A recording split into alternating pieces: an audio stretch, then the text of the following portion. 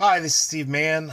I am the owner of PurePowerlifting.com, and for those of you who are kind of new to the sport, back in 2007, I, myself, and another fellow powerlifter friend of mine, Jason Beck, did something called the Pure Powerlifting Podcast. At the time, it was kind of new. YouTube was not very well established, had a lot of rules, I think I could only upload 5 minutes at a time, 7 minutes at a time. So we did podcasts and did them to iTunes, and some of them actually went to YouTube.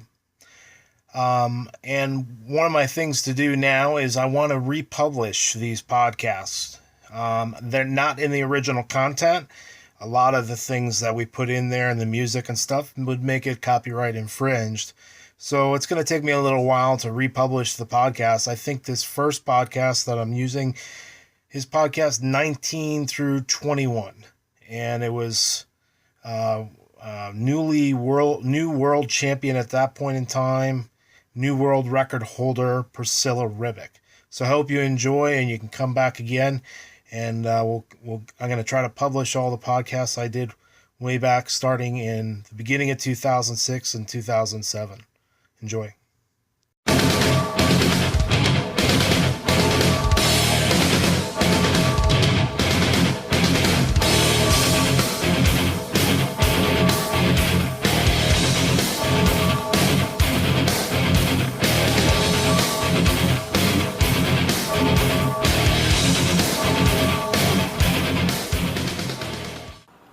Hello and welcome back to the PurePowerlifting.com podcast. This is Steve Mann and Jason Beck. Today our guest is one of the top female powerlifters in the world.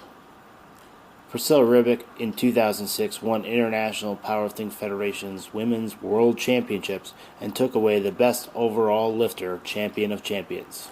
On her way to winning in 2006, Priscilla at 148-pound weight division broke 2 IPF world records. In June, Priscilla traveled to Puerto Rico and broke the IPF world deadlift record by pulling 250 kilograms or 551 pounds.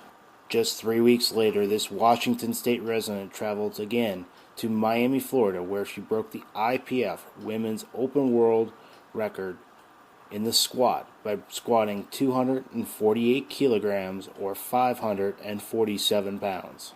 She also holds the IPF Open World Total Record from 2004. Now let's get to our interview with Priscilla Ribic. Just tell us a little bit about Priscilla Ribic and maybe some of your accomplishments in the sport and a little bit about what you do outside of powerlifting. First, is there anything we do outside of powerlifting? I am a single mom and I'm 34 years old. I work for a technology company called Financial Partners that caters to the Farm Credit System, which is a banking system for farmers throughout North America. I say I was a project manager there. I got into powerlifting in November of 1999, just walking into a gym with that goal in mind. It was one of my post-divorce goals was to get into powerlifting, and so I just kind of jumped into it feet first and did my first competition 5 weeks after learning how to deadlift. So that's kind of where I got started, and then from there I just went full force into the sport, got addicted like I think most of us have. That was a push-pull that I did at my first meet, and then went into my first 3-lift competition in April of that year, and did a 385 squat. I think I benched 185, and I pulled, I want to say 405. And then since then I, like I said, just kept going. It's pretty impressive numbers for your first time out. Well, the funny thing, you put in your questions on, if you got anything kind of comical, and the comical thing that I have is I knew USAPL, which was the first meet in my area, was drug tested, which isn't a problem for me, but I also knew that I was genetically very strong. So going into my first drug test, I was nervous as all get out that my testosterone or something was way out of whack, because I knew I was way above the average girls that I'd watched at a local meet, so I was all paranoid.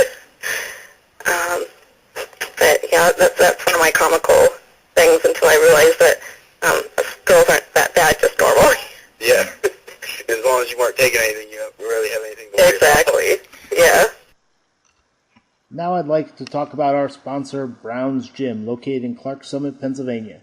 It is a 24-hour gym that gives its members everything it needs, including 60 free classes a week, a supervised playroom for the kids, and this gym is a very powerlifting-friendly gym, including top-notch benches, bars, and power platforms. Squatting, bench pressing, and deadlifting are everyday sights at Brown's Gym in Clark Summit. Brown is also a distributor of Inter Advanced Design equipment and Quest Nutrition products.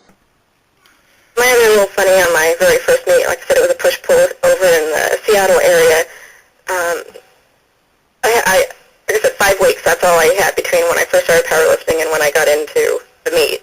I also got into my very first gear the week of the meet, which was the champion suit. And I knew some of the requirements for lifting, and nobody told me that you didn't have to wear that champion suit for benching too. They didn't bother to tell me get a singlet. So if you go to my website, you can actually see my benches. I did a T-shirt of my raw days, but I'm wearing a champion suit while I'm benching. Yeah. That was the most painful thing I could have ever been in. Yeah. Yeah. I think that's funny, and I think that's part of the reason a lot of powerlifters are so supportive to new people into the sport, because we've all done something like that when we first started. I remember my first competition, we got a Powerlifting USA on the way to the meet, and we were reading it in the car, and it was talking about how you can arch your backs for the bench. And so there we are in the warm-up area, checking each other's arch, like, do I look like everyone else? Does this look good? We're like totally changing our technique and form in the warm-up area.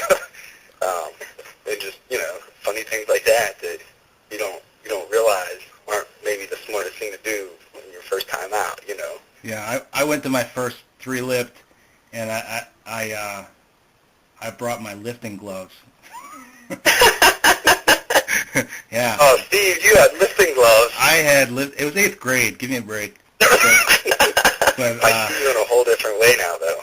Yeah, I and the funny thing is, I went through warm-ups, and my coach turned to me and goes, "You can't wear those." And I said, "What do you mean? I've been wearing them all along." "Not in competition. You can't wear those. Put them in the bag." I'm like, "But I'll cut my hands." So that was everyone kind of makes those bonehead things that I'll remember forever, And I never thought I'd ever admit it to anybody. Nonetheless, put it on the internet, but. That's one thing I do too, because obviously I've had a variety of workout partners since I've started, or I've talked to many people on the internet now that I have a personal website that'll ask questions, and I always give them all those tips of the mistakes that I've made. Yeah. Leading into their first meet, things to do, knowing the rules, the things to wear, the things to bring, the things to eat, because being there, making all the mistakes, I was real novice. Yeah.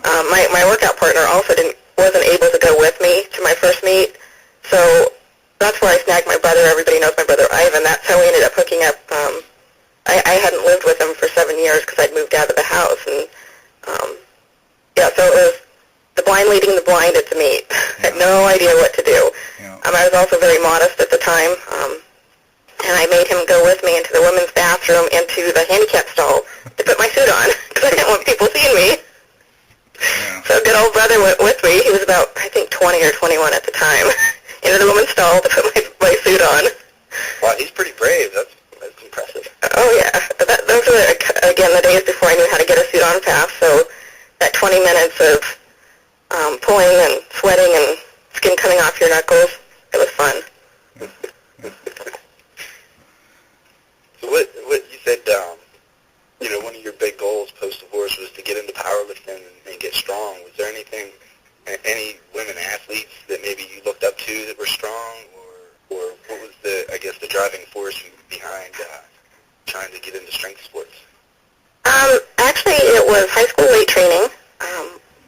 They offered it to everybody, but my boyfriend at the time, who ended up being my husband later on, was 1 year ahead of me in school, and he had weight training as a PE class. And of course, being the young, naive girl, I wanted to be in class with my boyfriend. So I switched my class schedule, got into that class and then found out that I was a lot stronger than most of the boys, just naturally, not knowing, not having the powerlifting training that we have today to increase our strength, just going in there and benching.